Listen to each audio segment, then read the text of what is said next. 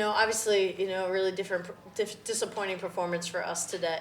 I think coming off of that, that big win against Duquesne, I thought we had our confidence was going well, and then today it just seemed for 40 minutes we were chasing, and that our pace and our bounce wasn't quite there. You got to get a lot of credit to Dayton. They came out and both Ivy Wolf, was making a ton of threes, and we rely on our defense to really get us going, and we did not play at the level that we needed to today. So like the message to the team has always been, okay, hey, what are we going to learn from this, and how are you going to respond? So it'll be a big prep for us on Monday and Tuesday to get ready for Chicago. But I think there's a lot of learning lessons for us, and it'll be good for this group to have to respond to such a tough loss. I know you just talked about it. Came into the game with a third-ranked three-point defense in the country. Did Dayton do anything special as far as screens and plays go? I know obviously Ivy hit a couple tough threes there, but is there anything you saw in particular? I think they did a great job of executing their actions.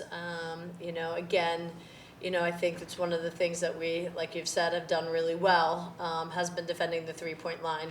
And today, for us to give up so many points from behind the arc, it's a little uncharacteristic, but we also need to learn from it, make sure that it doesn't happen again. Obviously, the second quarter is kind of where things changed a little bit. They went on, outscored you 17-6, but it looked like at certain parts of the second quarter that you got some open looks and shots just weren't falling. Yeah, it's like one of those things too. Like we couldn't miss and shoot around today, and then it felt like today, hey, we got some really good shots at the rim.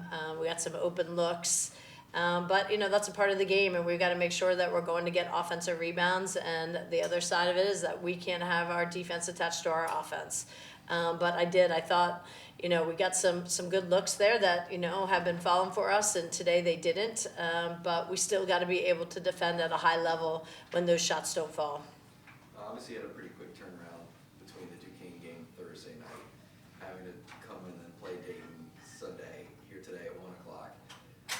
Is there anything different you try to do when you have that short of a turnaround?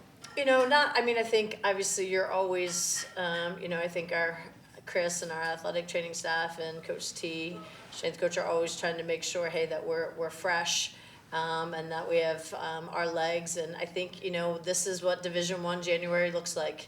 It's a really good learning experience for our players about, hey, every game you've got to be ready to play. And in the league and the way the league is this year, I think there's so many teams that are going to be vying for those top 4 spots.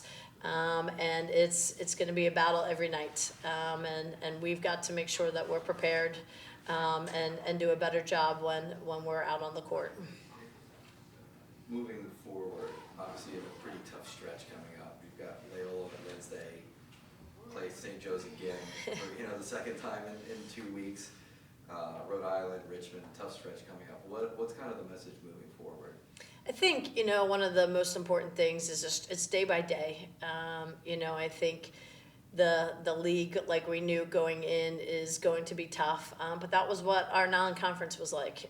We weren't really we were always putting ourselves in a position that we knew we were going to battle every night. And I think it's good. It's a great opportunity for us to get back at it and respond, and that really resilience piece and that mental toughness piece, hey, it's going to show up because we are going to head into playing some really tough games.